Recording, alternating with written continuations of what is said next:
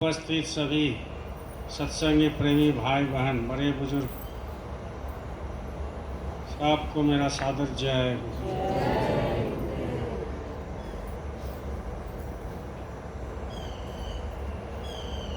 देखिए प्रेमियों, आज साप्ताहिक सत्संग, जैसे कि आपको मालूम है कि हर सप्ताह सुबह 8 बजे से होता है और मालिक के आदेश के अनुसार हर सप्ताह में सत्संग आना जरूरी है। तो जो शुरू में सोचते थे कि सप्ताह में नहीं भंडारा में जाएंगे तो वो अब आने लगे, क्योंकि जब मालिक का श्रीमुख से कोई बोली निकालते हैं, वचन निकालते हैं तो मंत्र हो जाता है, तो वो मंत्र फिर काम कर जाता है। तो जैसा ही वो काम करने लगते हैं तो लोग उसमें चलने लगते हैं, और जब चलने लगते हैं तो उनको फल मिलता है, नहीं चलते हैं तो फल नहीं मिलता। तो ये साप्ताहिक सत्संग है। लोग बाग अब नए नए भी आ रहे हैं, नगरी में दूर दूर से भी आ रहे हैं, पुराना तो है ही है, क्योंकि आने वाले दिन में सत्संग मिलना मुश्किल है। क्योंकि जैसे संसार का, समाज का व्यवस्था चल रहा है, घर परिवार का दुख दर्द चल रहा है, उस हिसाब से सत्संग में आने का मन नहीं करेगा। आज आप लोग बहुत आए हैं तो इसी में बहुत लोग हैं कि आज नहीं जाएंगे, छोड़ो दूसरा दिन जाएंगे, मन में आया होगा सुबह सुबह। लेकिन मालिक की दया है, आपको खींच के लाए, आप तो आ नहीं सकते, किसी कीमत पर नहीं आ सकते। मेरा ही मन में आज हुआ था कि आज नहीं जाएंगे, लेकिन मालिक का दया हो गया तो फिर आ। तो जब दया होता है तो आने लगते हैं, लेकिन दया के साथ दुआ भी चाहिए, दया के साथ आपको प्रार्थना भी चाहिए। आप अगर मालिक से प्रार्थना नहीं करेंगे कि मालिक हमको सत्संग में हाजिर नजीर कर दीजिए और हम सत्संग जाना चाहते हैं, तो आप उस व्यवस्था को आप कीजिए, हम में कोई ताकत है नहीं। तो उस समय मालिक आपकी अर्जी को सुनते हैं कि कम से कम ये चोरी तो नहीं कर रहा है, कम से कम ये तो संपत्ति नहीं मांग रहा है, पैसा तो नहीं मांग रहा है, बीमारी अच्छा कर दीजिए ये तो नहीं मांग रहा है, मान सम्मान दिला दीजिए ये तो नहीं मांग रहा है, कम से कम ये तो मांग रहा है कि हमको सत्संग में ला दीजिए, सत्संग दिला दीजिए।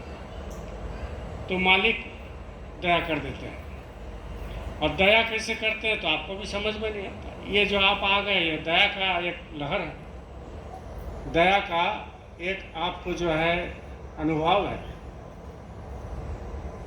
इसलिए हर घर से लोगों को आना चाहिए, हर घर से, क्योंकि जब किसी का घर से आ जाते हैं तो वो जब सत्संग में 2-4 घंटा बैठ जाते हैं, ध्वनि कर लेते हैं, प्रार्थना कर लेते हैं, मालिक का पूजन कर लेते हैं, मालिक के पास बैठते हैं, मालिक का दया दृष्टि सत्संग के माध्यम से होता है, तो जब वो घर में जाता है तो वो पॉजिटिव रिजल्ट हो जाता है, घर में भी हो जाता है। घर में मान लीजिए 10 आदमी लोग हैं, 5 लोग आ गए और 5 लोग नहीं आए, तो जब वो 5 लोग आए सत्संग में और वो जब बैठते हैं सत्संग में तो एक पॉजिटिव रेंज, पॉजिटिव जो है एक करंट जिसको कहते हैं, अंदर में वो पैदा हो जाता है। और जब पैदा होता है यहाँ से ले करके घर में घुसते हैं तो वो घर पूरा पॉजिटिव हो जाता है, तो उन लोगों का भी मन बदल जाता है। जैसे कि मान लीजिए आप किसी होटल में खाना खा लें, तो जो बनाता है वो कैसे बनाता है, क्या पीता है, क्या खाता है, तो आपको मालूम नहीं है, लेकिन जब खाना खाते हैं तो अंदर में नेगेटिव घुस जाता है। जब नेगेटिव घुसता है तो आप ध्यान भजन में मन नहीं लगता। वैसा ही यहाँ सत्संग, सत्संग इसीलिए रखा जाता है। संत मत में सत्संग सबसे ज़्यादा प्रायोरिटी, मतलब सबसे ज़्यादा उनको वैल्यू दिया जाता है, मूल्य दिया जाता है सत्संग। बाबा जय गुरुदेव जी महाराज खुद बोलते थे कि जिनका सत्संग छूट गया मानो उसका सब चीज़ छूट गया। तो महात्मा तो ऐसे बोलते नहीं, अनुभव करके बोलते, देख के बोलते हैं। जिनका सत्संग छूट गया, मानो उनकी सब कुछ छूट गया, भाले दिखाई देगा। हम दुकान कर रहे हैं, हम पैसा ले रहे हैं, हम जो है गाड़ी खरीद रहे हैं, हम ये कर रहे हैं, वो कर रहे हैं, दिखाई तो देगा। दुनिया वालों को दिखाई देगा कि ये सत्संग नहीं जाता है, फिर भी होता है। और हम सत्संग नहीं जाते हैं तो हमारा कम हो जाता है। कहाँ बरकत हो रहा है? बरकत तो उसी का हो रहा है, ऐसे मन में आता है। लेकिन वो क्या देते हैं, वो तो जब आपकी तीसरा आँख खुलेगा, जब आप भजन में अनुभव करेंगे, ध्यान में अनुभव करेंगे, बैठेंगे, तब उसकी पता चलता है। ऐसे पता नहीं चलता है, देखने से पता नहीं चलता। तो संत मत में सत्संग को बहुत महत्व दिया जाता है, बहुत मूल्य दिया जाता है, इसलिए कि सत्संग में लोग बदल जाते हैं। हमारे दुकान में एक स्टाफ आया, 7 दिन हुआ रखे उसको, बंगाली पंडित है। पहले खाता नहीं था, बाद में थोड़ा बहुत यहाँ नगरी में 2 महीना रहा तो खाने लग गया, पिया नहीं, खाने लग गया। अब हमारे पास 7 दिन है, संग दोष देखिए, 7 दिन है, वहाँ तो मिलता होता कुछ। तो कल रात को जो है वो सब कुछ हुआ, घर में आया तो नगरी में जो सत्संग होता है उसको हम लगा दिया, हम सुनो इसको बेटा। 1 घंटा उसको सुनाई दी, 1 घंटा सुना। और सुनने के बाद जो है हमारे पास खड़े होकर रोने लग गया, आंख से आंसू गिरने लगे। हमने कहा हो गया रे? तो बोले ऐसे तो हम सुने नहीं कभी, ना हमारा पिताजी को भी शिक्षा दिया, ना हमारा माँ को भी बोले। हमारा तो घर वाला बोलता है पैसा ही सब कुछ है, पैसा कमा और पैसा ला के दो। रोने लगे। हमने ऐसा करो, सुबह उठो तो ज़्यादा नहीं, तुम 11 बार कम से कम जय गुरुदेव बोलो, और रात को सोने जाओ तो जय गुरुदेव बोलो, और उसको काल से शुरू कर दो। देखिए उसकी भीड़ देखिए। तो आज रात से शुरू करने से नहीं होगा, उन्हें कहीं नहीं होगा, रात से शुरू। तो मन में आ गया ना, सत्संग लोगों को बदल देता है। कितनी चोर डकैत साधु बन गया। वाल्मीकि क्या थे? दूसरे को लूटते थे, पेट भरते थे, पत्नी बाल बच्चा को पालते थे। जब नारद जी से भेंट हुआ तो नारद जी बोले कि तुम जो डकैती करते हो तो इसके लिए जो कर्म करते हो, तुम्हारा कर्म का भागीदार तुम्हारा पत्नी बच्चे सब होंगे। तो ये तो पता नहीं, हम तो करते हैं, हमारा तो कर्तव्य है परवरिश करना। तो जा घर में जा पूछ कर।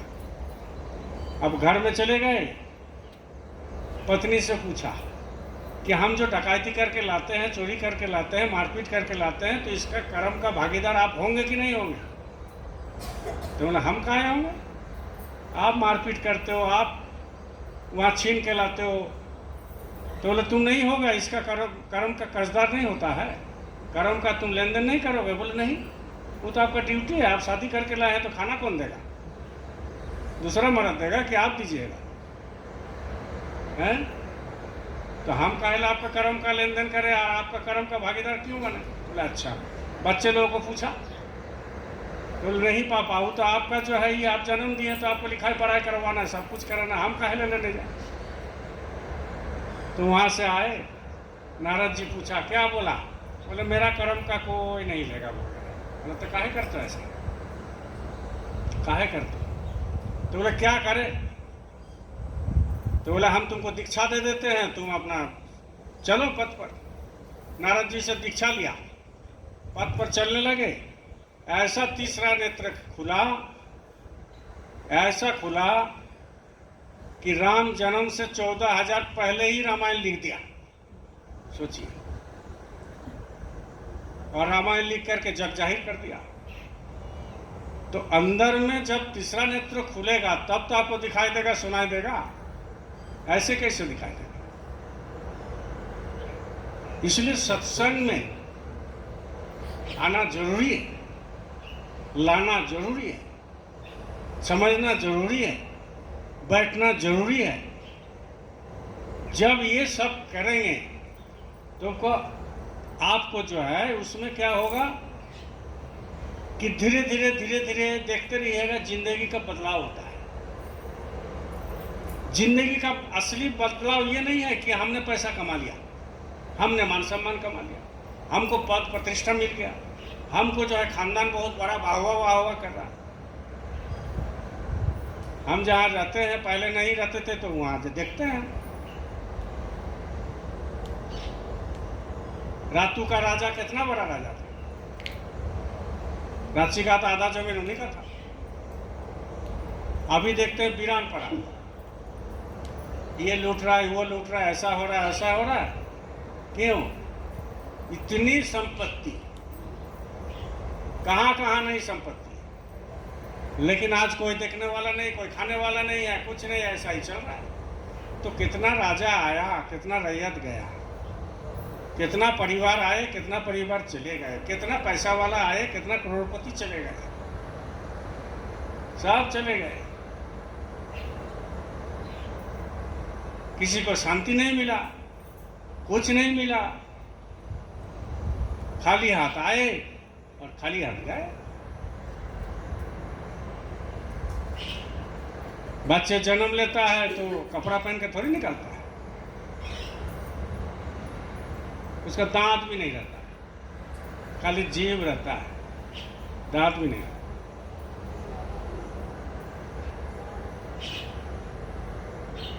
और कुछ लेकर आता नहीं है, खाली ये शरीर जो है दिया है ऊपर वाला, तो वही शरीर निकलता है। और उसमें न काम है, न क्रोध है, न लोभ है, न मोह है, न अहंकार है, न घर है, न द्वार है, न पत्नी है, न बच्चे है, न माँ है, न बाप है, कुछ उसको बोध नहीं होता है। वो खाली आता है। और ऐसा ही बोध कब होता है? जब लोग जाने लगते हैं। ऐसा ही बोध कब होता है? जब जाने लगते हैं कि अरे हम तो सब छोड़ के जा रहे हैं।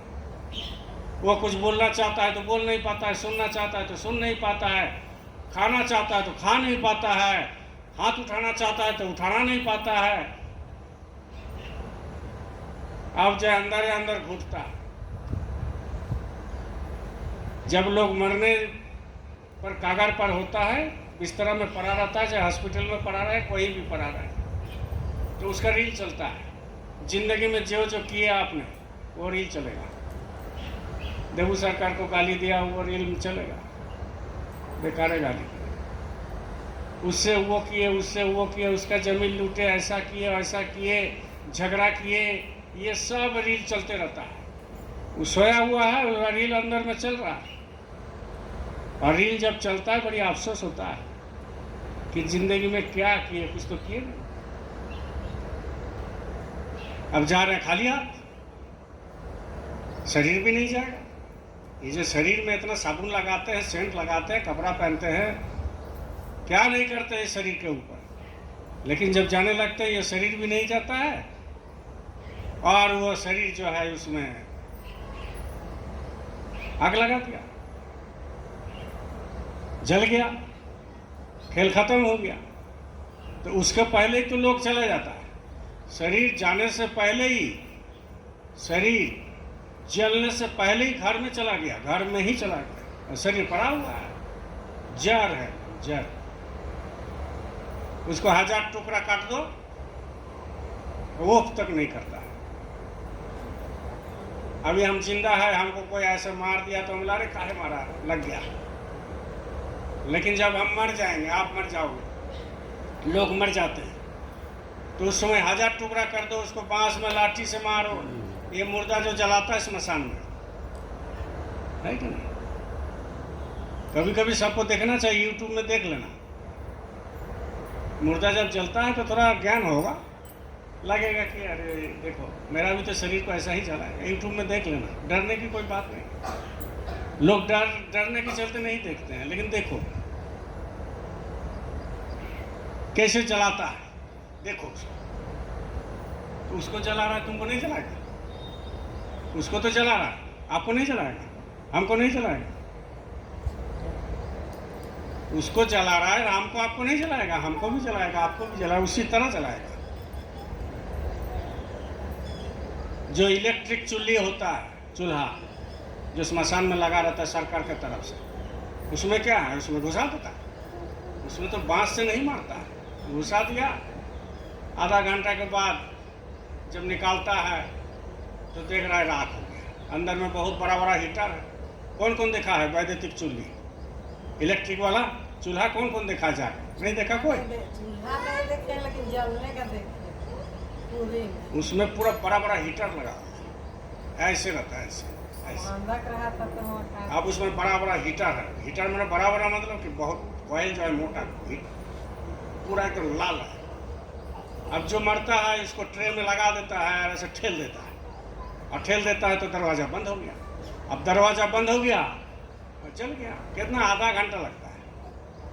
अब आधा घंटा जब लग गया तो उसमें लोग कहते हैं ना कि थोड़ा सा हड्डी हमको चाहिए, तो वो नीचे गिर जाता है।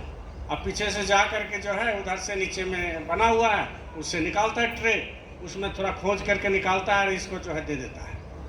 अब वो सोचता है मेरा पिताजी दिन भर दारू पिया है, हरिया पिया है, और मांस मछली अंडा खूब खाया, सुअर गरु सब खाया है, सांप बिच्छू सब खाया है, सारे जानवर को छोड़ा नहीं, खा गया। अब वो सोचता है कि ये थोड़ा सा हड्डी ले करके गंगा में विसर्जन दे देंगे तो स्वर्ग पहुंच जाएगा। कितना खिलाड़ी है सब, ढोंगी है, ये सब ढंग है, ढंग है।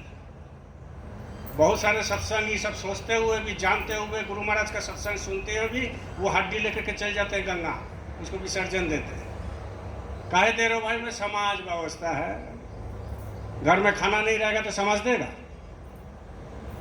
नहीं देगा। ये सब कुछ नहीं, सब ढोंग है। इसलिए संत मत कहते हैं कि जीते जी प्रभु का दर्शन करना जरूरी है। वो हड्डी गंगा में विसर्जन देने से, जमुना में देने से सतलोक नहीं पहुंच जाएगा, स्वर्ग नहीं पहुंच जाएगा। हड्डी से क्या मतलब है? ऊपर वाला का भगवान जो है वो आपके अंदर में है, यहाँ विराजमान है, यहाँ बैठे हुए हैं, तो वो हड्डी आप गंगा में विसर्जन दे दिए। अब बेचारा जिसका जो है पैसा नहीं है, गरीब आदमी, वो हड्डी ले करके वो गंगा अगर नहीं जा पाया तो आप समझ लो कि वो स्वर्ग नहीं पहुंचा क्या? बेचारा क्या करेगा वो हड्डी लेकर के? भगवान को हड्डी से कोई मतलब नहीं, फूल से कोई मतलब नहीं, बेलपत्ता से कोई मतलब नहीं, अगरबत्ती से कोई मतलब नहीं, ये आम और लड्डू से कोई मतलब नहीं, इलायची दाना से कोई मतलब नहीं, और ये पाठा खासी खासा ये सब से कुछ मतलब नहीं है। उनको क्या मतलब है? ड्रेस। उनका मतलब जीते जी आपके अंदर जो प्रभु बैठे हैं उसको जगाना है। और कौन जगाएगा? सदगुरु जगाएंगे। किसके द्वारा जगाएंगे? उनकी नाम जो दिया हुआ है उसके द्वारा जागेगा, और वही आत्मा यहाँ से निकलेगा और निकाल करके जो ऊपर लोक में जाएगा, तब ये शरीर का कुछ महत्व है, नहीं तो इसका कोई नहीं। जड़ है, जड़ है।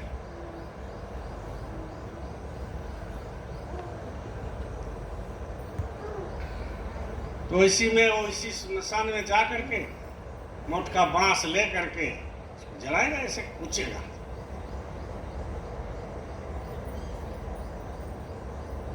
कूचेगा ऐसे, तो हमको भी आपको भी करेगा ऐसे, छोड़ेगा थोड़ी। इसलिए संत मत में सत्संग बहुत जरूरी है। सत्संग अगर किसी को नहीं मिला तो गए काम से। और अधिकतर लोग सत्संग क्यों आते हैं? हमारी आत्मा का कल्याण कर दीजिए, इसके लिए नहीं आते, स्वार्थ लेके आते हैं, स्वार्थ लेके आते हैं। तो स्वार्थ दो किस्म का है। एक तो आप बैठे हो, हम आते हैं, स्वार्थ है कि भाई चलो भाई हमारा बिजनेस में तरक्की हो जाए, बरकत हो जाए, बेटी का शादी हो जाए, बेटा का नौकरी हो जाए, बीमारी ठीक हो जाए, मुकदमा जीत जाए, ये एक स्वार्थ है। और एक स्वार्थ है कि हमें कुछ नहीं चाहिए, हमको सत्संग चाहिए, हमें कुछ नहीं चाहिए, बस आपका कृपा बना रहे। तो ये जो स्वार्थ आपका है ये आपको काम देगा। बाकी जो उधर का स्वार्थ है वो आपको काम नहीं देगा। गुरु तो कह दिया आपको कि रहने का जगह तुमको हम कर देंगे, सुबह शाम 2-4 रोटियां तुमको खिला देंगे और तन ढकने का कपड़ा तुम्हारा हम व्यवस्था कर देंगे। इतना तो गुरु महाराज ठेका लेके रखा है। फिर भी लोग सोचते हैं कि नहीं और हो जाए, और हो जाए, तो और हो जाए, और हो जाए। इसके चलते क्या होता है, वो सत्संग से विमुख हो जाता है, समय नहीं मिलेगा उसको, समय नहीं मिलेगा।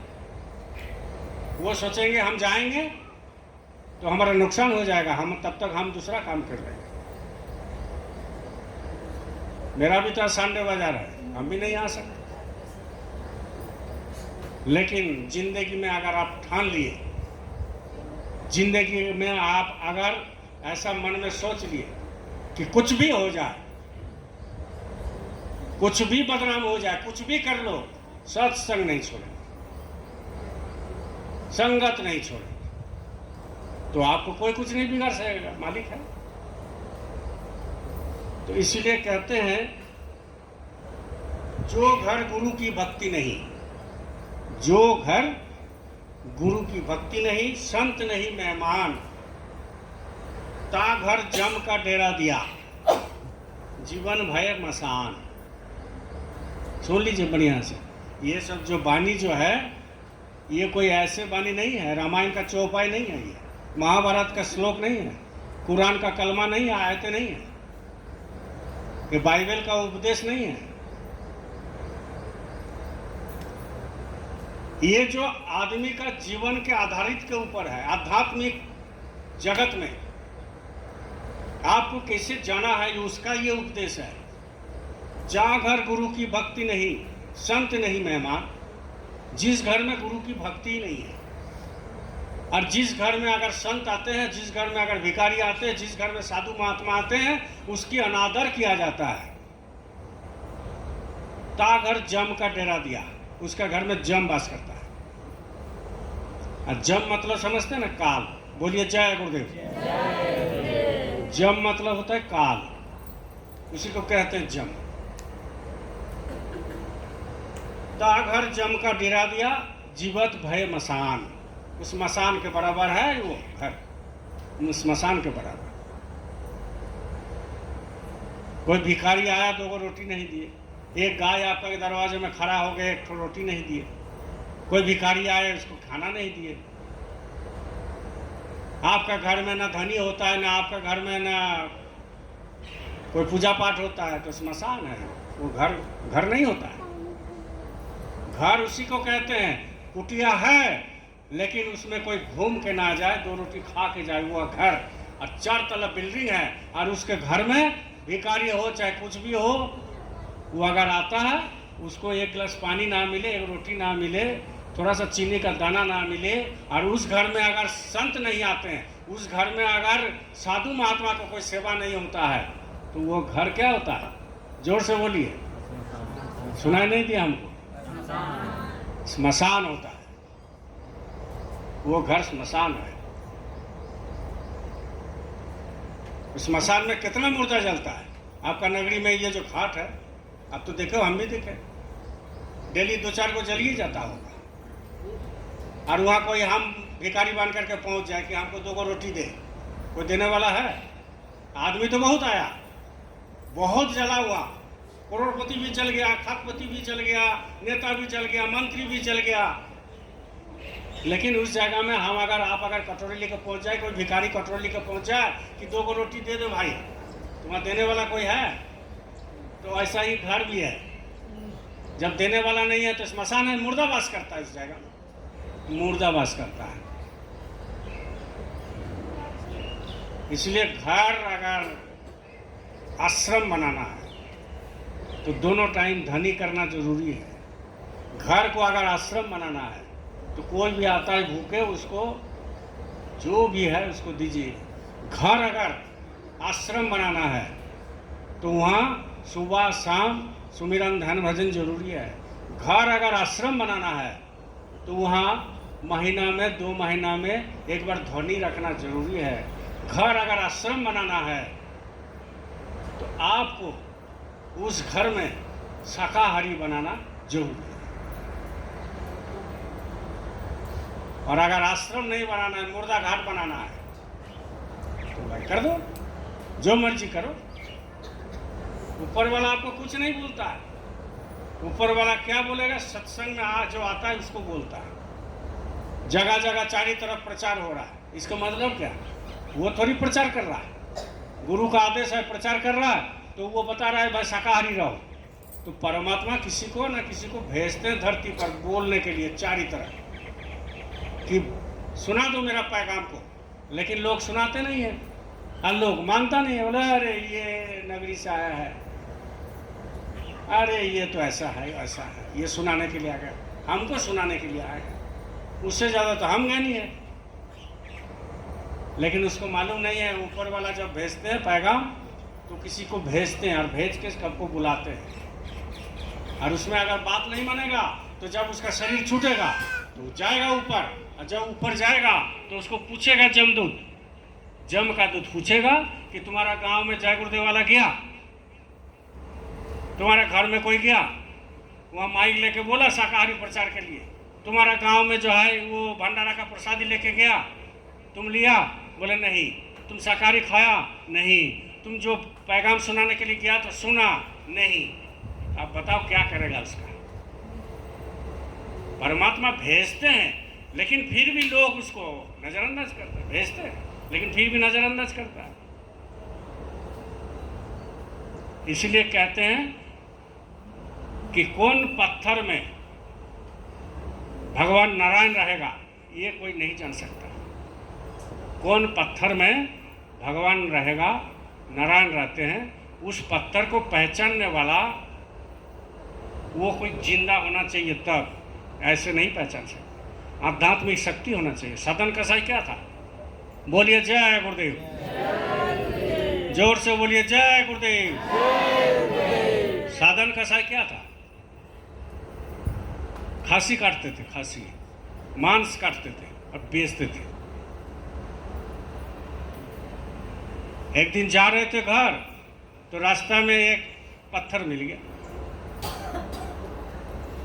और खूबसूरत पत्थर था, पाँव में लग गया। उठाया तो देखा खूबसूरत पत्थर है, गोल्ड सा, और उसमें तिलक। एक एक पत्थर होता है, मेरा घर में भी है, तिलक लगा हुआ है। तिलक मतलब ऐसा ही एक दागी है, ऐसा ही एक दागी है तिलक, जनै टाइप का दागी रहेगा। तो वो पत्थर लेकर के देखा, अरे तो खूबसूरत है, घर में ले गया। घर में ले गया, उसको रखा। दूसरा दिन दुकान लेके आ गया कि ये जो खांसी जो वजन करेंगे तो उसमें मेरा एक बटखरा कम हो रहा है। बटखरा मतलब समझते हैं? वजन वाला। तो बोले बटखरा कम हो रहा है तो इसी को हम यूज़ कर लेंगे, काहे खरीदेंगे। तो ले गया खांसी का दुकान में, अपना दुकान में, और उस पत्थर को आजमाने के लिए वो क्या किया, वो तराजू में जो है 1 किलो खांसी रख दिया और उस पत्थर को रख दिया। तो जो पत्थर रख दिया और 1 किलो खांसी, वो बराबर हो गया। इतना छोटा सा। फिर सोचा कि ये तो तज्जुब बात है, बड़ी आश्चर्यजनक बात है। चलो 1 पाव रखते हैं। 1 पाव खांसी को काटा, मांस को, और एक तरफ रख दिया उसको, तो देखे 1 पाव हो गया। बड़ी मज़ेदार पत्थर है। तो हमको और बाटखरा का क्या जरूरत है? जो 5 किलो मांगेगा यही बाटखरा से तोल देंगे, जो 250 मांगेगा इसी बाटखरा से तोल देंगे, 500 मांगेगा इसी को तोल देंगे। पर यहाँ से रख लिया। अब जो आते उसी से वजन करते और दे देते। बड़ी मज़ेदार बात है। एक दिन एक पंडित आ गया, तिलक उलक लगा। ये लोग तो सोचता है कि हमारा जैसा पंडित कोई नहीं। तिलक लगा के आ गए। आजकल तो पंडित लोग अब सफ़ेद ड्रेस नहीं पहनते हैं, देखे हो कि नहीं? बोलो जय गुरुदेव। आजकल पूरा रंग ढंग के आता है, लाल पीला काला। काला नहीं पहनता, दिखाएगा हम पंडित हैं, माला वाला पहन करके। पंडित का अनादर नहीं करते हैं, लेकिन पंडित का जो काम है पंडित करता ही नहीं है। पहले ज़माने में था, पंडित लोग घर में जाकर के उपदेश देता था कि मांस मत खाओ, दारू मत पियो, माता पिता का सेवा करो, ये सब उपदेश। आजकल उपदेश नहीं, आजकल पूजा करेगा तो पहले ही लिखेगा उसका दक्षिणा कितना है। 1000 दिया तो 1000 जैसा पूजा होगा, 100 दिया तो 100 जैसा पूजा होगा। बोलो जय गुरुदेव। कुछ नहीं दिया तो कुछ नहीं जैसा पूजा होगा। तो वो क्या किया, एक पंडित जी आए और पंडित जी बोले अरे उधर से जा रहा तो बोला कि ये पत्थर कहाँ से मिल गया, देखा वो पत्थर तराजू में। ये पत्थर कहाँ से मिल गया, बोले ये पत्थर एक दिन जा रहे थे घर तो पैर में लग गया रोड में। बोले जय गुरुदेव। जय गुरुदेव काहे बोलते हैं मालूम है ना, जो सोता है उसके लिए बोलते हैं, उसको शर्म करना चाहिए। नाम भी हो जाता है और काम भी हो जाता है, दोनों अच्छा दवाई है, इसलिए बीच बीच में बोलते हैं।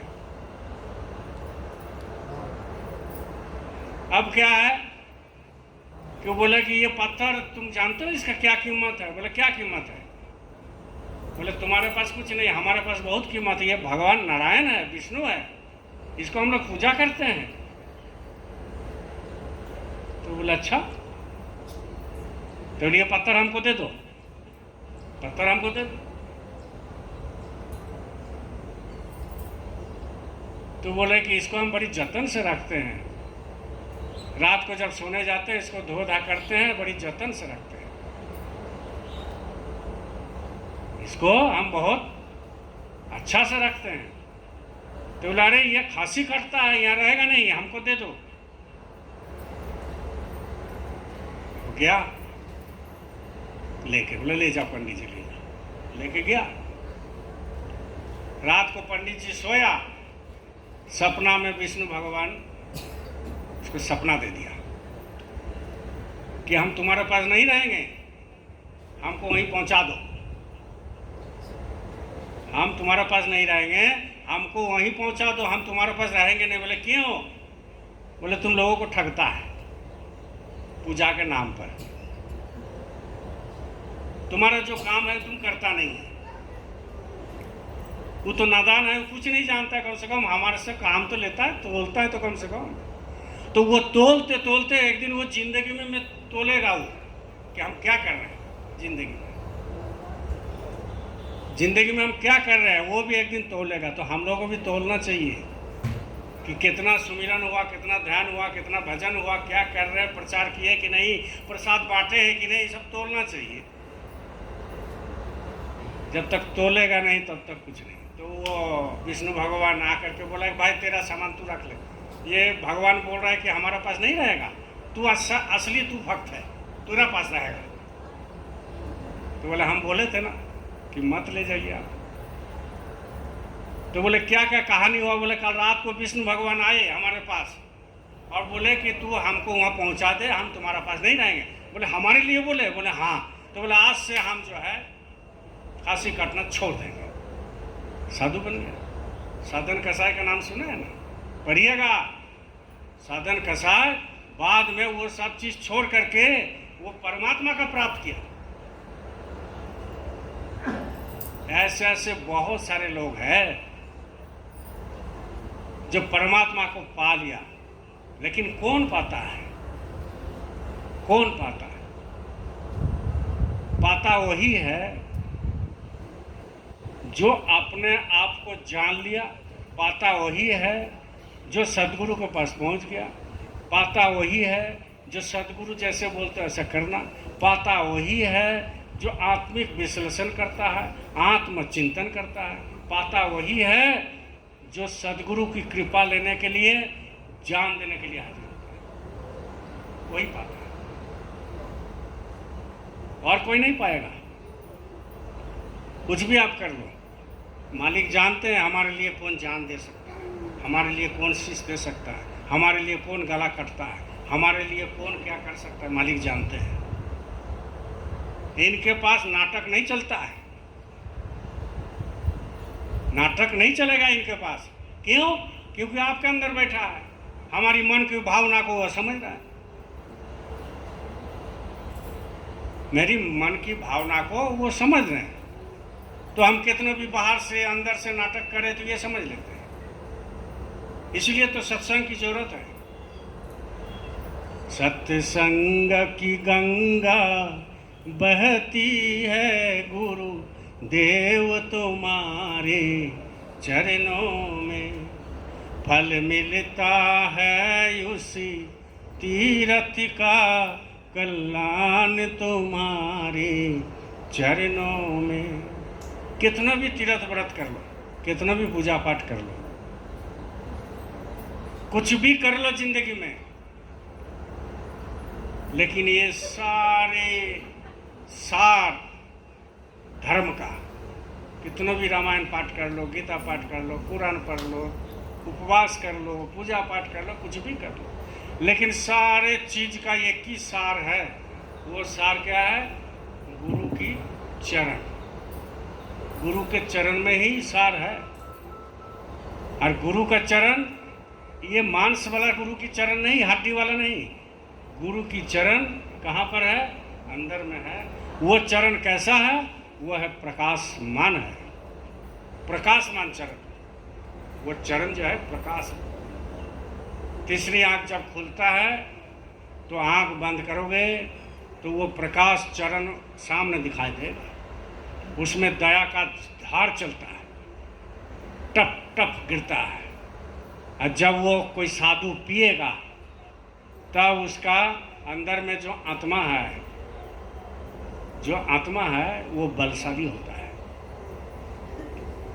वो तब वो बलशाली होता है। बोलिए जय गुरुदेव। इसीलिए कहते हैं कि चंदन जैसा साधु है, सर्प ही सम संसार,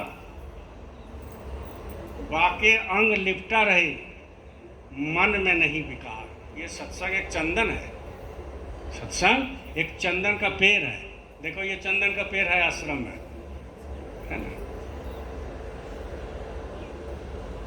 इतना ठंडा होता है, बहुत ठंडा होता है। इसलिए चंदन यहाँ कपार में लगाते हैं बहुत सारे। तुम देखा होगा साधु लोग लगाता है कि नहीं लगाता है? चंदन ऐसे लगाते हैं, बहुत ठंडा होता है। अब लोग सोचते हैं चंदन लगा लिया तो बड़का ही महात्मा होगा। ऐसा बात नहीं है। चंदन इसलिए कपार में लगाया जाता है, इसलिए कपार में लगाया जाता है कि बहुत ठंडा रहता है। तो साधु का जब साधन भजन करता है तो माथा थोड़ा गर्म होता है, तो वो कपार में लगाएगा चंदन तो ठंडक रहता है। उसका और कोई रीजन नहीं। ये जो लोग भभूत लगाते हैं साधु लोग, बोलो जय गुरुदेव, जोर से बोलो जय गुरुदेव। ये जो भभूत लगाते हैं ना शरीर में, बहुत सारे साधु महात्मा है, पूरा लंका है और पूरा भभूत सुबह शाम लगाएगा, डेली लगाएगा। तो हम लोगों को ये शरीर में जो रोआ होता है ना, रोआ होता है, इसमें छिद्र है, इसमें छिद्र है। तो जब मच्छर जब काटता है तो वो रोआ में उसका जो छिद्र है उसी में घुसाता है वो उसका, तब तो वो खून निकालता है। ऊपर में नहीं, वो कहीं वो छेदा नहीं कर सकता, लेकिन वो जो रोआ है ना उसी में ठीक टाच करके घुसाएगा तो वो खून चीसे। ऐसा ही वो छिद्र रहता है। तो साधु क्या करते हैं, जो भभूत लगा के घूमते हैं, वो क्या करते हैं, पूरा भस्म जो है वो सुबह शाम लगाते हैं तो छिद्र बंद हो जाता है। तो जब छिद्र बंद हो जाएगा तो ठंडा कम लगेगा, ठंडा कम लगता है। तो इसीलिए वो स्मशान में रहेगा, ठंडा है लेकिन उसको ठंडा नहीं लगता। उसका कारण क्या है? सुबह शाम लगाते छिद्र पूरा बंद कर दिया। अब लोग सोचता है अरे बड़ी तरकीब है ये।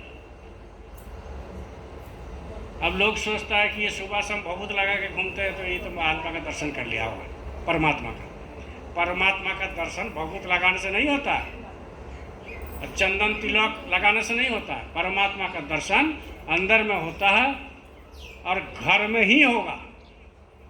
इसीलिए हमारे गुरु महाराज ने कहा कि साधु मत बनना, साधु बनोगे तो फंसोगे। साधु अगर कोई बन गया तो फंसेगा। इसलिए घर में ही रहो। कहते हैं कि चंदन जैसा साधु है, सर पर ही सम संसार, और बाके अंग लिपटा रहे, मन में नहीं विकार। बोल रहे जिस प्रकार चंदन वृक्ष में सर्प लिपटा रहता है, सांप जब ठंडा खोजता है ना तो इसमें लिपटा रहता है। इसलिए ये पेड़ के बगल में जाओगे तो देख लेना पहले तो कोई सांप उप तो नहीं है, समझ गया ना?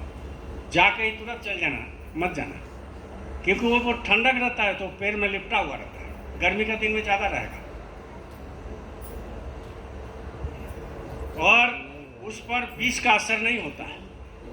जैसा चंदन पेड़ है, सांप उसमें लिपटा हुआ रहता है लेकिन विष का असर उसमें नहीं होता है चंदन वृक्ष में।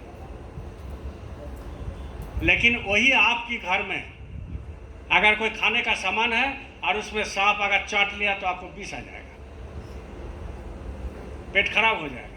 लेकिन चंदन में लिपटा रहेगा दिन भर 24 घंटा, लेकिन नहीं होगा। ऐसा ही ये सत्संग है, ऐसा ही सत्संग है। इसमें आप लिपटे रहोगे। सत्संग में अगर कोई लिपटे रहे तो क्या होता है, बाहर का विष। इसीलिए कहते हैं ना कि सर्प ही सम संसार, ये सांप वाला जो संसार है ये आपको टच नहीं कर पाएगा। इसलिए सत्संग में आना जरूरी है, टच नहीं कर पाएगा। और उसी प्रकार साधु पर भी सांसारिक विषय वासनाओं का असर नहीं होता है। जो साधु होते हैं, जो सत्संग आते हैं, जो सद्गुरु पकड़ लेते हैं, उनको विषय वासना में उतना आसक्ति नहीं होता है, नहीं होता है। इसलिए सत्संग का बहुत महत्व दिया है संत मत में। सत्संग को बहुत ही ज़्यादा महत्व दिया है। और वही सत्संग अगर कोई नहीं करेगा, नहीं जाएगा, नहीं आएगा तो बेकार हो गया, बेकार हो गया, तो जिंदगी बेकार हो गया। आखिर क्या कह रहा, दुनिया में आया है तो किस लिए आया? पहले तो ये सोचिए कि हमने दुनिया में हम आए हैं, माता पिता हमको यहाँ जन्म दिया, तो हम किस लिए जन्म लिए? आखिर मेरा काम क्या है?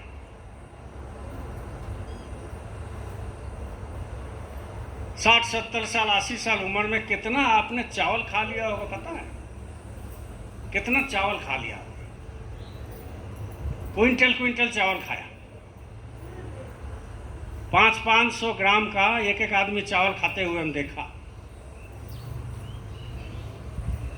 मथुरा में जब मंदिर बन रहा था तो हम भी वहाँ बीच बीच में जाते थे। और एक बार हमको मौका मिला 6 महीना का सेवा करने का।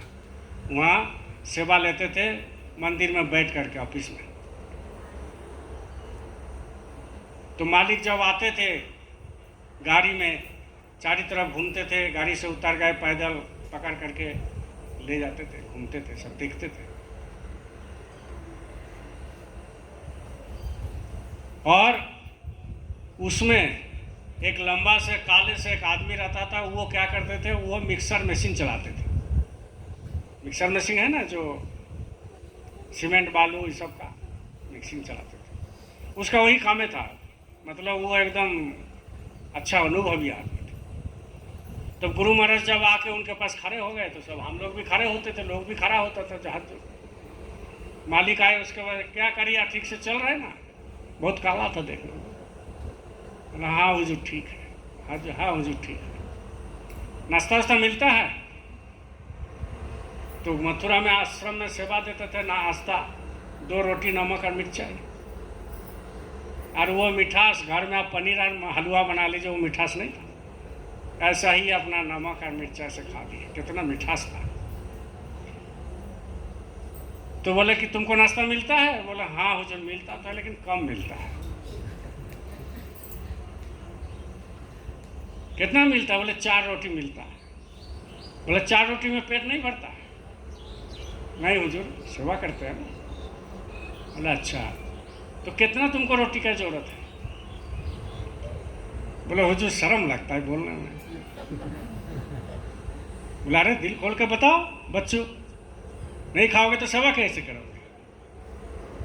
बोले 60-65 रोटी तो हमको चाहिए। 60-65 रोटी हमको चाहिए। तो बगल में एक सेवादार था, अरे इनको डेली 60-65 रोटी मिलना चाहिए। और वो 60-65 रोटी खाते थे पानी से मिला करके।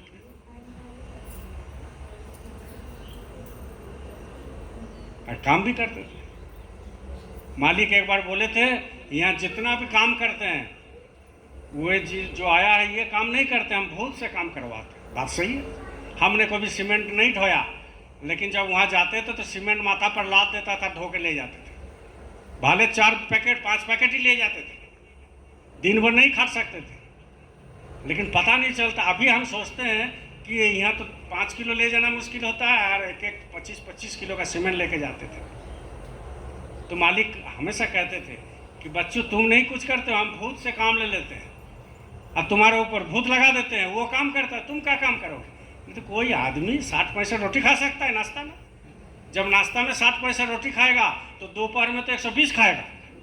तो कौन खाता है, कौन काम करते हैं, कौन सेवा करते हैं? ये सब बताने का चीज़ नहीं है, अनुभव करने का चीज़ है। तो गुरु महाराज ऐसे ऐसे चमत्कार दिखाए, खेला दिखाए।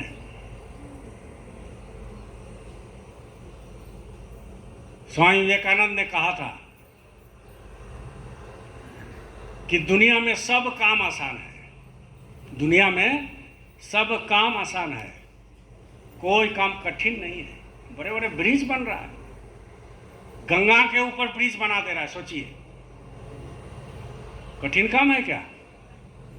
सहज बना दिया लोग, साइंटिस्ट लोग, इंजीनियर लोग, गंगा के ऊपर ब्रिज बना दिया। और वो भी पानी साफ करके नहीं, पानी के अंदर में बोरिंग करके बना देता है।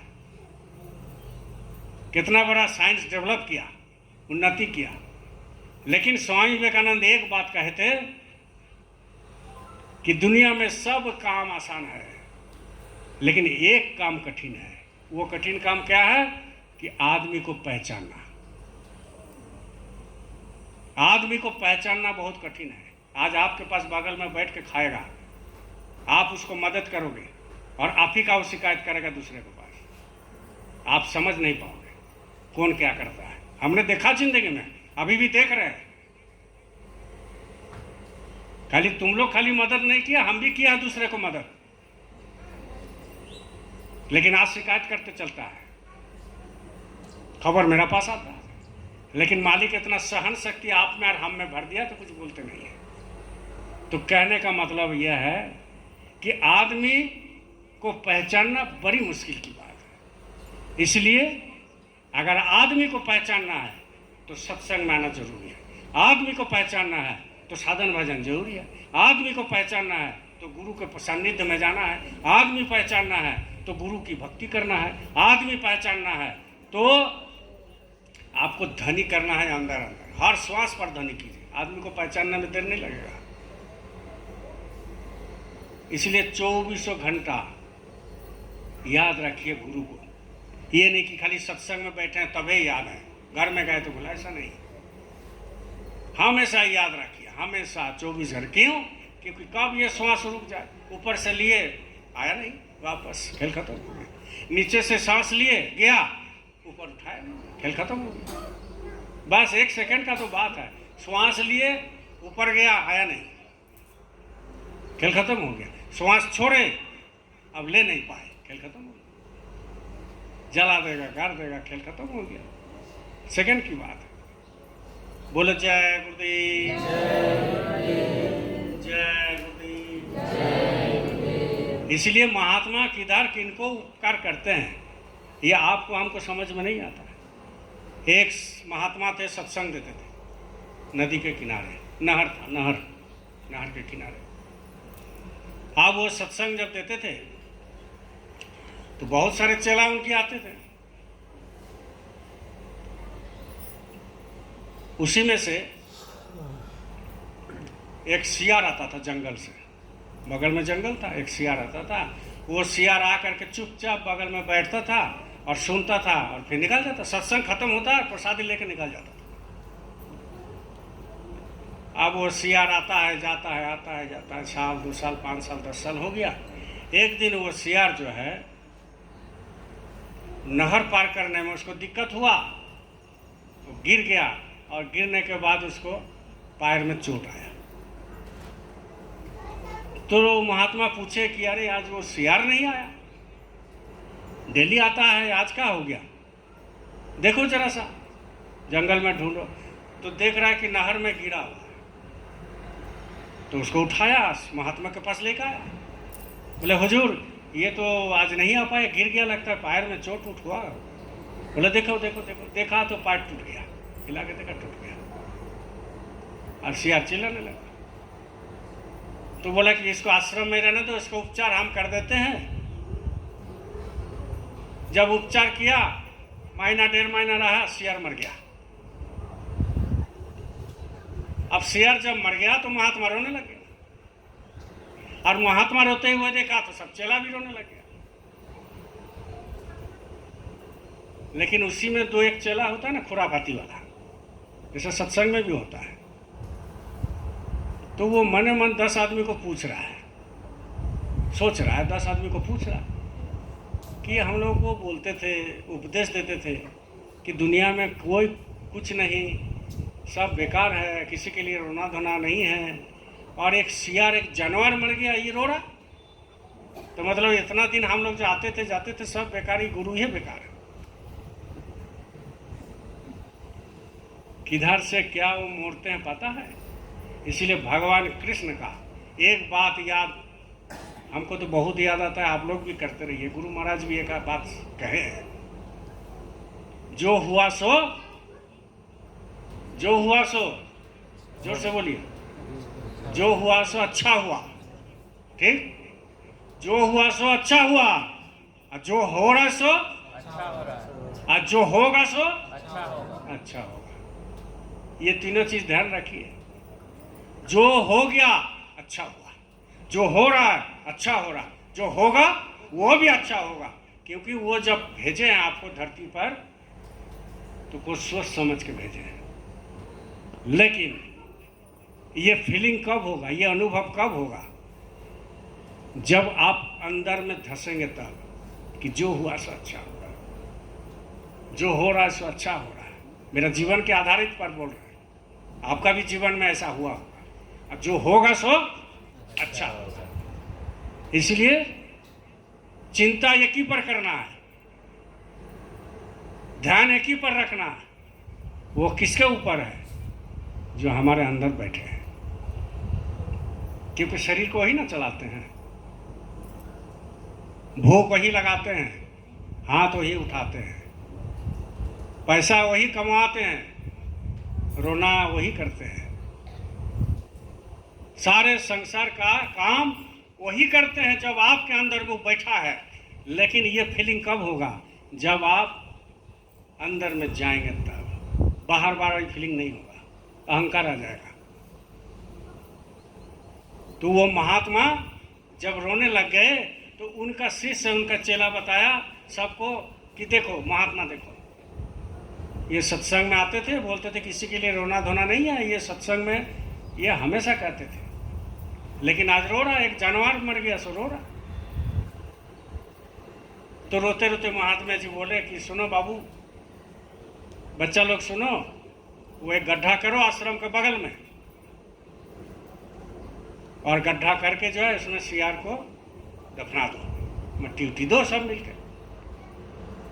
और जब मट्टी उट्टी दिया गया, सब दफना दिया गया, तो महात्मा जी वहीं पर हंसने लगे, जोर जोर से हंसने लगे। इनको पहचानना मुश्किल होता है। तो सब कोई बोलने लगे, अरे ये तो पागल है, दुनिया जीने नहीं देगा। बोले अभी कुछ देर पहले हंस रही, रो रहा था, अभी पागल है, हंस रहा, देखो।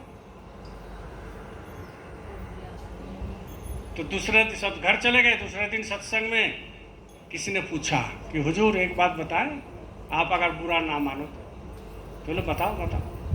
बोले जो हमारे सियार मर गए, तो जब मर गए तो आप रोने लगे, और जब दफना दिए तो आप हंसने लगे, ये क्यों? तो बोले इसीलिए बच्चों कि वो सीआर अकेले थे, उसको रोने वाला कोई नहीं था, इसलिए हम रोए। समझ गए? उसका रोने वाला कोई नहीं था, इसीलिए हम रोए। तो बोले ठीक तो बात है, लेकिन हंसे क्यों? दफना दिए तो हंसे क्यों? बोले इसीलिए हंसे कि उनकी आत्मा को हम पहुंचा दिए सतलोक, इसलिए हमको खुश हुआ। सत्संग का ऐसा महत्व होता है, उसकी आत्मा को हम पहुंचा दिए ऊपर, इसीलिए हम हंसे। तो इस संत मत का बात, संत की बात, सदगुरु की बात, ये समझना बड़ी मुश्किल की बात है। बहुत सारे हमारे गुरु भाई ऐसे सोचते हैं कि हम तो खोल के पी लिए यार, सत्संग की जरूरत नहीं है, हम खुद मंच पर बैठते हैं जी, देबू सरकार क्या बोलेगा। ऐसे बहुत सारे हैं, लेकिन ये ऐसा एक क्लास है, ऐसा एक आध्यात्मिक स्पिरिचुअल स्कूल है, इसमें आप लास्ट तक, जिंदगी आखिरी श्वास तक रहोगे, तो इसमें खाली सीखने का ही है, ज्ञान देने का नहीं है, सीखने का है। सीखते जाओ, सीखते जाओ, सीखते जाओ, और अपने अंदर झांकते जाओ। बस यही दो काम करोगे तो पार लग जाता है। अंदर में झांकना है और बाहर से सीखना है, बस यही दो को काम करना है। बाहर से सीखना है। कैसे सीखना है? कोई भंडारा बना रहा है तो चलो हम भी थोड़ा बना देते हैं, कोई पत्तल उठा रहा है चलो हम भी पत्तल उठा देते हैं, कोई सत्संग में जा रहा है तो चलो हम भी पीछे लग जाते हैं, कोई सुमिरन ध्यान भजन में बैठ रहा है चलो हम भी बैठ जाते हैं, कोई ध्वनि कर रहा है तो हम भी पीछे में बैठ कर ध्वनि कर लेते हैं, कोई जा रहा है उज्जैन तो हम भी चले जाते हैं, कोई जो है शिक्षाप्रद कहानियाँ तो हम भी सुन लेते हैं। ये बाहर की चीज़ है। जब ये सब लोग करेंगे, कोई साधु करेंगे, कोई साधु करेंगे, कोई महात्मा अपना करेंगे, तब वो अंदर के अंदर जो है ये अनुभव होने लगेगा, क्योंकि ये हर चीज़ पॉजिटिव होता है, पॉजिटिव होता है। हमारे अंदर एक करंट हमेशा पैदा होता है, एक करंट हमेशा पैदा होता है हमारे अंदर 24 घंटा, और ये पूरा सजीव है, मतलब जागते रहता है पूरा शरीर 24 घंटा, सोए रहो लेकिन जागते रहता है। ये शरीर में खून बहते रहता है हमेशा 24 घंटा। तो ये पॉजिटिव है, और इसी पॉजिटिव को और बढ़ाने के लिए सत्संग जरूरी होता है, इसीलिए सत्संग जरूरी है। बोलिए जय गुरुदेव, जय गुरुदेव। इसीलिए कबीर साहब कहते हैं, घी के तो दर्शन भले, खाना भले ना तेल। घी का तो दर्शन भले और खाना भला ना तेल, दाना तो दुश्मन भला, मूर्ख का क्या मेल। इसलिए गुरु महाराज ने कहे थे कि अगर तुमको मूर्ख मिल जाए तो चुप हो जाना, तर्क नहीं करना है। आपके पास बहुत ज्ञान है, बहुत बुद्धि है, बहुत बोलने का है, बहुत आपके पास तार्किक वचन है, बहुत आप जो है दर्शन को जानते हैं, रामायण जानते हैं, महाभारत जानते हैं, गीता जानते हैं, कुरान जानते हैं, पुराण जानते हैं, भागवत जानते हैं, गरुड़ पुराण जानते हैं, बहुत सारे किताब आपने अध्ययन कर लिया। आचार्य रजनीश थे, 1.5 लाख किताब अध्ययन किया, 1.5 लाख, और लास्ट में एक ही निष्कर्ष निकाले कि ये किताब से कुछ नहीं होगा, अंदर कुछ न करेगा। तो आपके अंदर सब कुछ है, लेकिन जब मूर्ख मिल जाए तो चुप हो जाइए। वो मूर्ख सोचेगा कि देखो हम जीत गए, जीतने दो, कोई दिक्कत नहीं, जीतने दो। जीतने से क्या होता है? वो अगर जीत गए तो आपका क्या नुकसान, और वो अगर जीत गए तो उसका नुकसान। क्यों? क्योंकि आपसे वो लेना नहीं चाहता, आपसे लेना नहीं चाहता। बोलो जय गुरुदेव। इसीलिए कहते हैं कि कम से कम, क्या कहते हैं, तेल खाने से घी का दर्शन भला है। अगर कोई तेल नहीं खाता है और घी का थोड़ा सा दर्शन कर लिया तो ये अच्छा है, बढ़िया से समझिए। तेल खाने से घी का दर्शन करना अति उत्तम है। मूर्ख मित्र से मेल रखना खराब है, तथा बुद्धिमान शत्रु अच्छा है।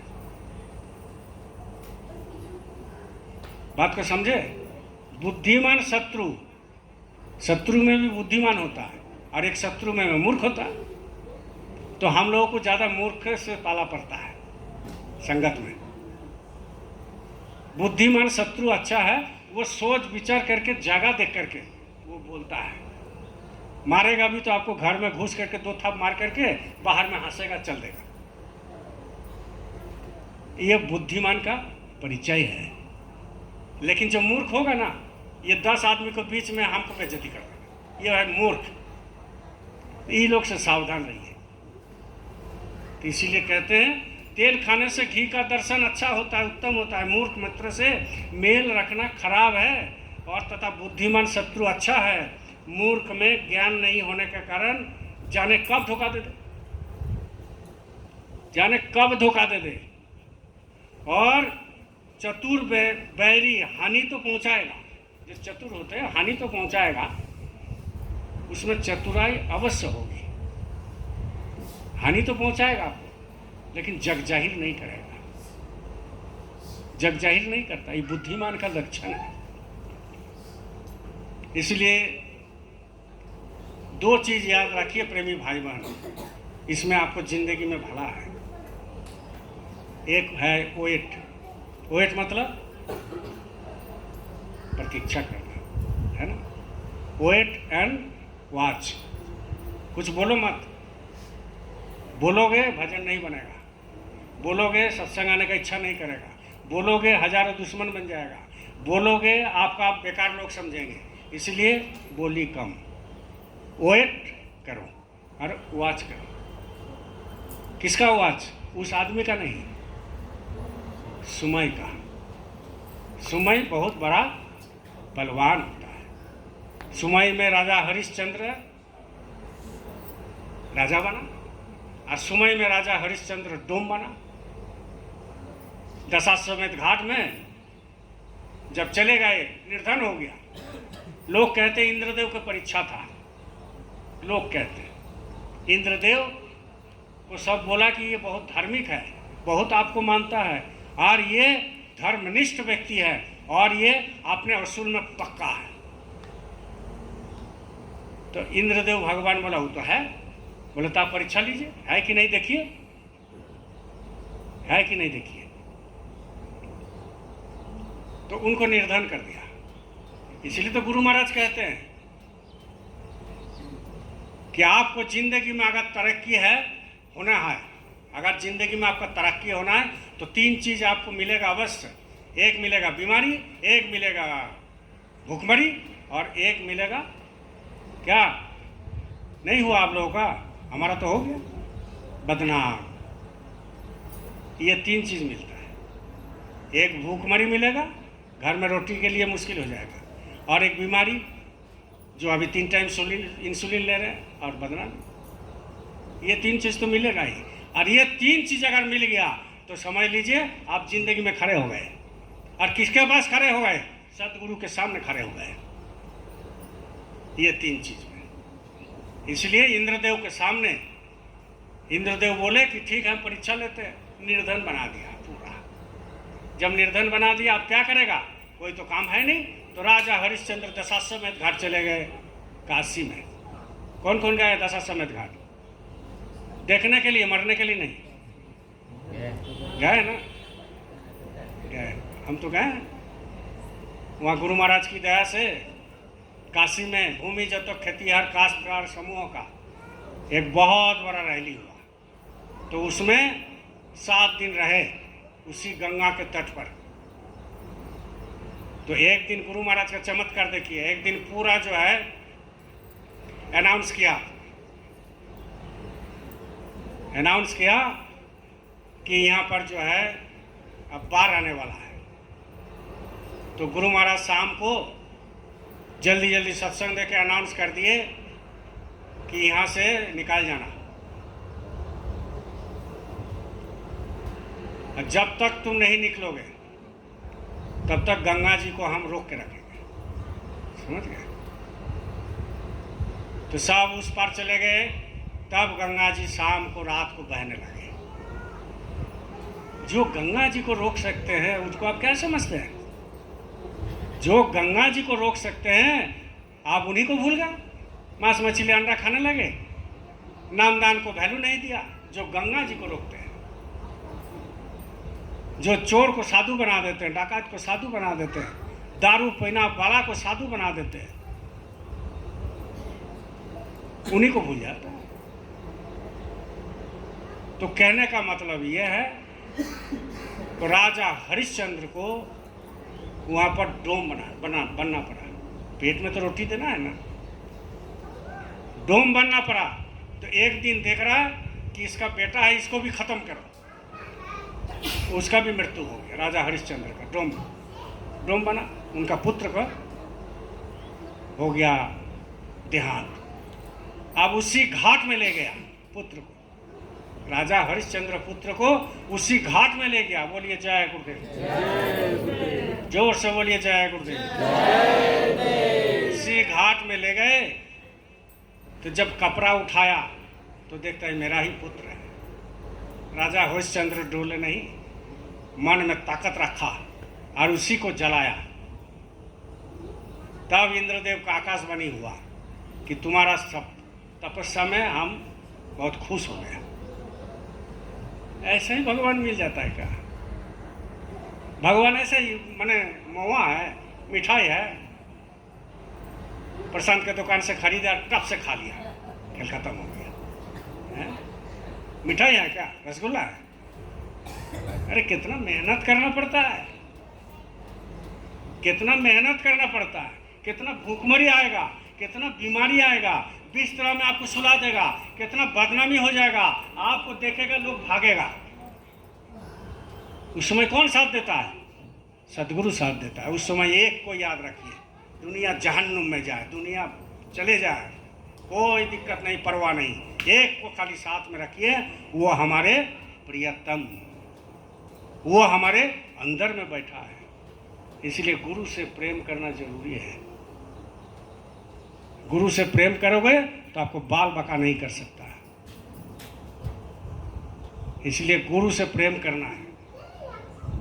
जो प्रेम गली में, जो प्रेम गली में आए नहीं, ओ प्रेम का मतलब क्या जाने। जो प्रेम गली में आए नहीं, ओ प्रेम का मतलब क्या जाने। जिसने कभी प्रेम किया ही नहीं, ओ प्रेम का मतलब क्या जाने। इनसे प्रेम करोगे तब ना पता लगेगा। कितना आंसू गिरता है रात को, बहुत आंसू गिरता है। जब बैठोगे ना तो आंसू झरझर गिरने लगता है। प्रेम जो करेगा उसी का आंसू गिरेगा, और जब तक आंसू नहीं गिरेगा तब तक आपका पूजा सफल नहीं है। इसलिए एकांत में बैठो। गुरु महाराज ने कहा ना कि एकांत में बैठो, 24 घंटा में कम से कम कुछ समय, 24 घंटा लाके मत रहो। एकांत में बैठो 1 घंटा, और इनको स्मरण करो कि हम क्या थे और क्या है, और क्या थे और किस जगह में लेकर के आए। तब आपको आंसू गिरेगा, और आंसू गिरेगा तो समझ लेना कि मालिक आपका बगल में है। लाके आपको दिखाई नहीं दे रहा, लेकिन आपका बगल में है। अब यहाँ सत्संग सुन रहे हो, हम यहाँ बैठे हैं, ये जो आंसू गिरा रहे हैं कितने लोग बैठ के, तो क्या यह नहीं है? यहाँ पर है, लेकिन आप देख नहीं सकते। क्यों? क्योंकि आपको ऐसा अभी हुआ नहीं कुछ। इसलिए आंसू जरूरी है। लोग आंसू गिराते हैं पुत्र सुख में, लोग आंसू गिराते हैं पैसा के लिए, लोग आंसू गिराते हैं बीमारी में, लोग आंसू गिराते हैं बच्ची जब चले जाते हैं ससुराल, लोग आंसू गिराते हैं। क्या नहीं गिराते हैं? हर काम में आंसू गिराते हैं, हर काम में आंसू गिराते हैं, लेकिन एक बूंद आंसू गुरु के लिए कभी नहीं गिराते। अगर जिस दिन गिराने लगोगे उस दिन आपको अंदर में मिलेगा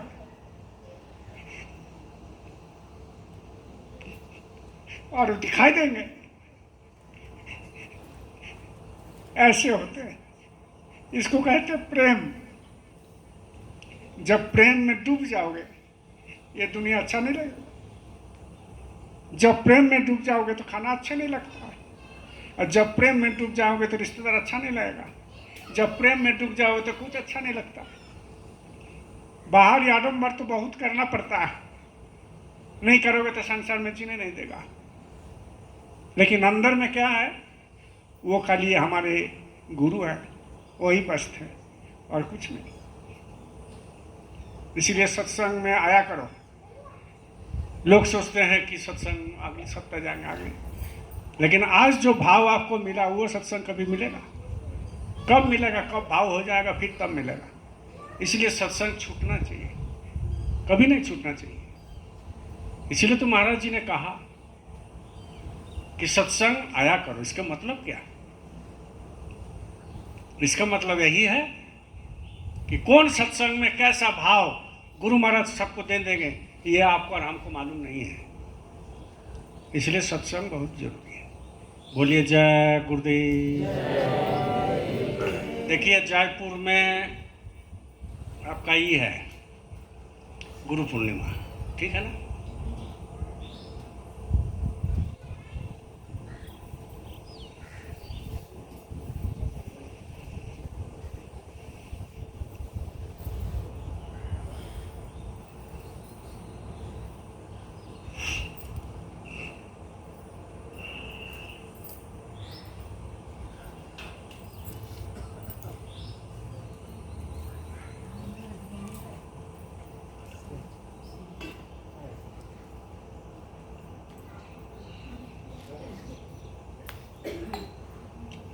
जयपुर में गुरु पूर्णिमा है 19, 20, 21 जुलाई। मालूम है कि नहीं है? सबको तो पास आया होगा, फिर भी हम बता देते हैं। 19, 20, 21 जुलाई यही ना है? मालूम है ना? नहीं मालूम है? 19, 20, 21 तो जयपुर में होगा, क्योंकि हर साल राजस्थान में ही होता है। तो जब पहला जयपुर में हुआ था उस समय बोरा वहीं पर महाराज जी चेंज किए थे मालिक के आदेश से। उसी समय वो जयपुर में एक आश्रम है, वहीं पर महाराज जी बोरा छोड़ करके सफ़ेद ड्रेस पहने थे। उस दृश्य को हमने देखा और उस समय मेरे ही ऊपर झारखंड का भार था, तो वहाँ भंडारा चलाना था, वहाँ पर भी सब व्यवस्था। तो गए थे, हमारे साथ गुरु भाई बहुत गया था। तो जयपुर में हुआ था और इस बार जयपुर में हो रहा है 19, 20, 21। आपको जो जयपुर जाना है आप चले जाइए, कोई दिक्कत नहीं। जो नहीं जा रहे हैं, कौन तारीख हो रहा है? 20 को। बोलिए जय गुरुदेव।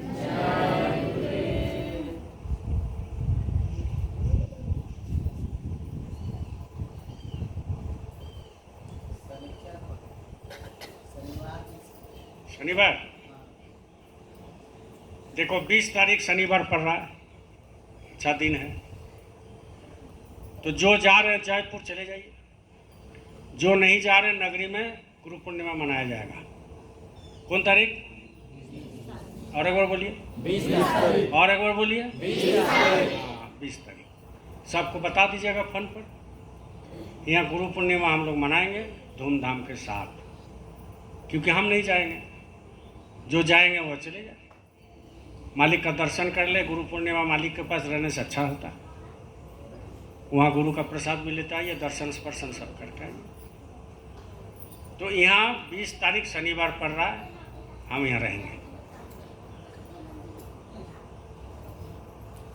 तो आप यहाँ पर आइएगा, यहाँ भी गुरु पूजन होगा, गुरु का सत्संग होगा, गुरु चर्चा होगा, भंडारा होगा। और बावल में 1 महीना का सेवा झारखंड को मिला है। कोई क्या चीज़ का सेवा? भंडारा का। सूतने का सेवा नहीं, भंडारा का सेवा। वहाँ भंडारा 1 महीना झारखंड का जिम्मा में है।